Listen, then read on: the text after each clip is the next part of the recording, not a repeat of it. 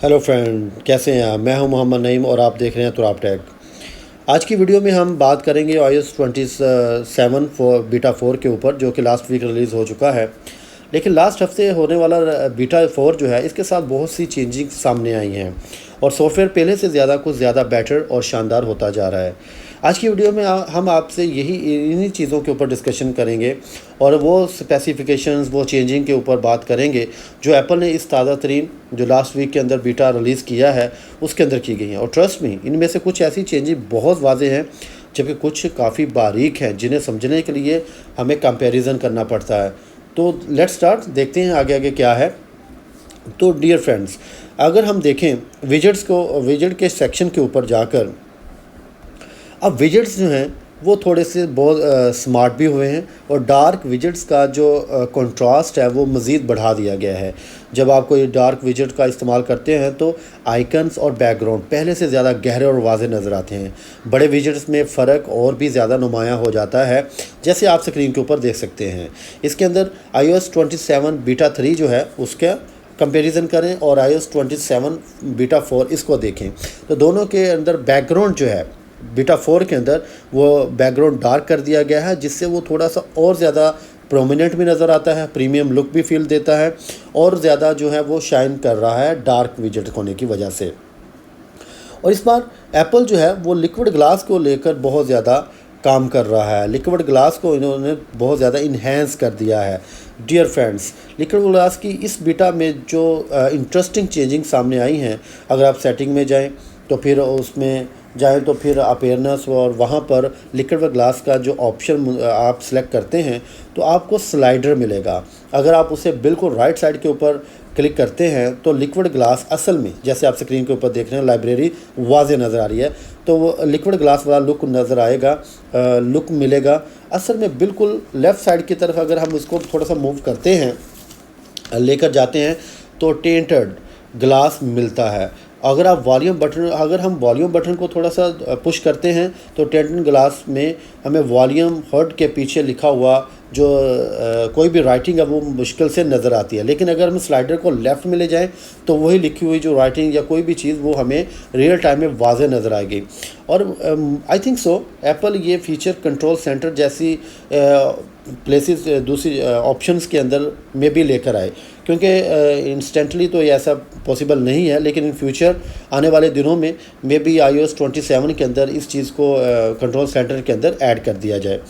Dear friends, और users जो हैं और स्पेशली एप्पल सीरी को लेकर बहुत ज़्यादा सीरियस है, बिकॉज़ iOS 26 के अंदर वो चीज़ें नहीं डेवलप हो सकी और नहीं आई हमारे सामने जो कि होनी चाहिए थी एप्पल इंटेलिजेंस से रिलेटेड। लेकिन सीरी अब, और स्पेशली अब सबसे अहम और ख़ास जो चीज़ है वो सीरी के ऊपर है। एप्पल इसके ऊपर बहुत ज़्यादा अपना काम कर रहा है, एप्पल इसे बहुत ज़्यादा डे बाय डे इम्प्रूव कर रहा है।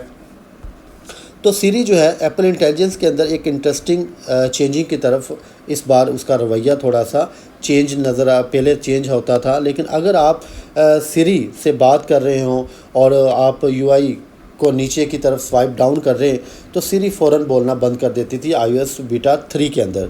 लेकिन iOS बीटा 4 के अंदर सीरी के साथ जब आप टॉक कर रहे होते हैं या उससे कोई क्वेश्चन पूछ रहे होते हैं तो बीटा 4 में अगर आप स्वाइप डाउन भी करते थे तो उससे क्या फ़र्क पड़ा कि उससे सीरी बोलना बंद नहीं करती, बल्कि स्वाइप डाउन करने के बावजूद भी सीरी जो है वो आंसर दे रही होती है और बड़े इफ़ेक्टिवली परफेक्ट वे में वो जो है आंसर दे रही है। तो ये सबसे बड़ी एक इसके अंदर चेंजिंग सामने आई है।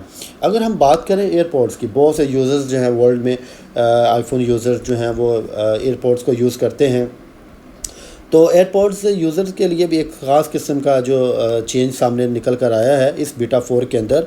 अगर सेटिंग्स में जाएं, एयरपोर्ट सेक्शन को हम में जाकर जब हम उस सेक्शन में जाकर एयरपोर्ट्स को कनेक्ट कर लेते हैं तो अपने एयरपोर्ट्स को कान में लगाते हैं तो एक स्लाइडर मिलता है जिससे अडाप्टिव ऑडियो को हम एडजस्ट कर सकते हैं, जैसे आप स्क्रीन के ऊपर देख सकते हैं। अगर हम इसको राइट साइड के ऊपर ले जाएंगे तो अडाप्टिव ऑडियो जो है वो ऑन हो जाएगा। अब यही स्लाइडर कंट्रोल सेंटर में भी मौजूद है और इसमें भी लिक्विड ग्लास का खूबसूरत लुक दिया गया है जो कि देखने में बहुत प्रीमियम फील देता है। और यूज़र्स जब इसको एडजस्ट करते हैं तो इससे ज़बरदस्त हैप्टिक फीडबैक भी मिलता है। मीन्स ये कि एप्पल अब सेटिंग्स के अंदर मौजूद कंट्रोल्स को कंट्रोल सेंटर में भी ले आया है, जो इस्तेमाल में काफ़ी आसान और ख़ूबसूरत एक्सपीरियंस भी फ्राहम करता है, जो कि आने वाले दिनों में मज़ीद इसको इन्हेंस कर रहा है। डियर फ्रेंड्स, और इसके अलावा कंपास ऐप, इसका भी एक न्यू लुक जो है वो इंट्रोड्यूस करवा दिया गया है। कॉपी पेस्ट से रिलेटेड अगर हम बात करें तो iOS 27 के अंदर बीटा 4 में कॉपी पेस्ट का जो एक्सपीरियंस पहले से ज़्यादा ब्राइट और बेटर हो गया है, बिकॉज़ जब ज़्यादा टेक्स्ट कॉपी किया जाएगा तो वो फिर इससे ज़्यादा जो फ़ीचर है वो प्रोमिनेंट नज़र आएगा। ऐप में एक नया फ़ीचर भी है, जो लेट्स सपोज कि आप एप्पल टीवी के ऊपर कोई मूवी कोई एपिसोड सीज़न वगैरह देखते हो, तो उसके बाद वो क्या होगा कि अगली एपिसोड नेक्स्ट कमिंग 2 जो एपिसोड्स होगी उस सीज़न की, वो ऑटो पे डाउनलोड होना शुरू हो जाएगी। डियर फ्रेंड्स, ये वो कुछ अहम सेटिंग्स हैं जो बीटा 4 के अंदर चंद दिलचस्प खुसूसियात और एप्पल को वाकई ही बीटा 4 के साथ सॉफ्टवेयर की तरफ मज़ीद इसको बेहतर बनाता जा रहा है।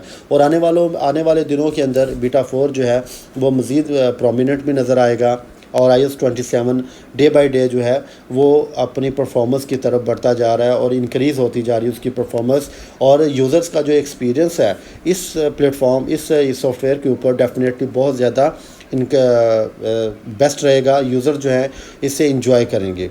अब क्वेश्चन ये है कि अगर आप डेवलपर्स हैं, आपने इसको डाउनलोड किया हुआ है, तो आपका कोई एक्सपीरियंस इससे रिलेटेड है तो प्लीज़ आप मुझे कमेंट सेक्शन में बताइएगा। जो आपको इसमें से नई चीज़ सामने आई वो भी बताइएगा। और अगर आपने बीटा 27 बीटा 4 से पहली वीडियो देखनी है तो वो भी जो है इस चैनल के ऊपर अवेलेबल है। Thank you so much for watching.